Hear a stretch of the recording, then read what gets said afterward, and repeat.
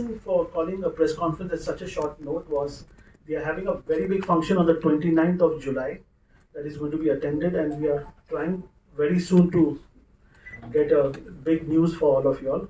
And that work, Dr. Grant is the best person, he'll explain to you. Basically, what has happened over here is Dr. Parvez Grant has been nominated last week by the chairperson for Minority Commission of India, Iqbal Singh Lalpura. He is even the parliamentary committee member of the Narendra Modi BJP. And he called on Dr. Grant himself in his Delhi office and handed over him the letter of appointment. And besides this, today is being an auspicious day. We waited for this day. Today is Dr. Grant's birthday also. Wow. Happy birthday. So this was supposed to be followed by a high tea and a lunch also. So if some people who have not had their lunch... Now, as far as the minority community is concerned, it consists of mostly Jains, Parsis, Muslims, and any particular and Sikhs, yes, and the Sikhs. So you've got 4 or 5 major minority communities in this country, and the mission is there to try to help the minority community to try to adapt in such a way that the minority community is benefited in some way or the other. So our job is to see that if any minority community person has a problem, then we need to try to sort it out best in his interest. So that is our job. So what I'm planning to do is I'm going to try and have an office in Ruby Hall itself, where people from the minority community can come, talk to me, tell them the problems, and I will try to sort it out. If I can't sort it out, we'll take it to a higher level so that we will be able to sort it out. Now, let me give you an example. Take the Parsi community. The Parsi community 20-25 years were 1,100,000. Today there are only 52,000. So you see what a drop in the population of the Parsi community.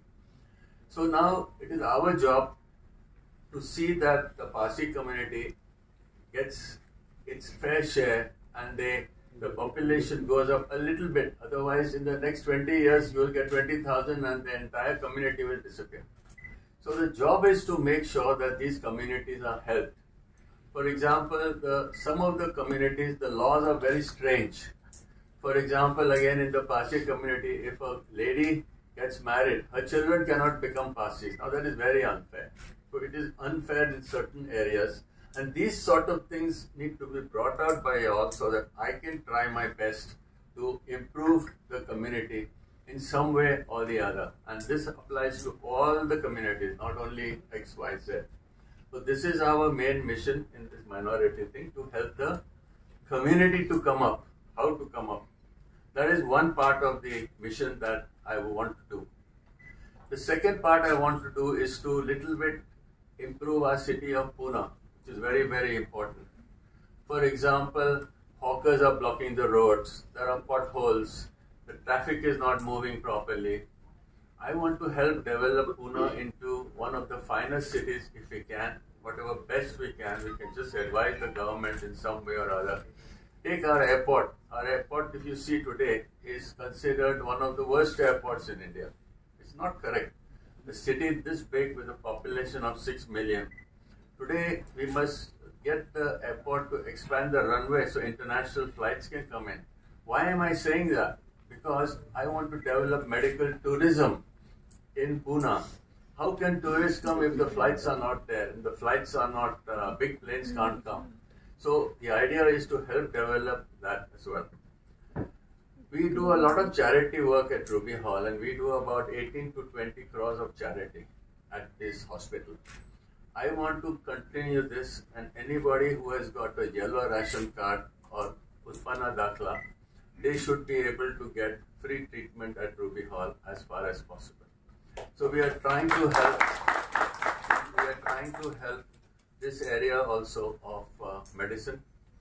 Of course, we want to develop Ruby Hall into one of the best hospitals in the country. It already is one of the best, but we are also developing this hospital into a big cancer center. So we will become in the next 6 months to 1 year the largest cancer center in Asia in the private sector. So we are getting one machine which we are inaugurating on the 29th. That machine is called the CyberKnife. The CyberKnife is a machine which is very expensive. I won't tell you the cost. But what it does is, if you have got a cancer that is pinpoint, then that cancer can be completely destroyed by this machine. So the Bajaj Group has helped us to buy the CyberKnife, and the CyberKnife is already ready. It will start in the next 8 to 10 days, and this facility will be available to all Maharashtra. Not only that, we have promised that children who cannot afford treatment, who have cancer below the age of 17, will get free cancer treatment on this machine. So this is another area where we are going to concentrate quite a lot to make sure that our society improves and we give back to society what God has given us. Now the other area I need to talk a little bit is, I think there is, shortly there will be in the Parliament the common code of, I think what is it called? Uniform code of all citizens. And this will apply to religion,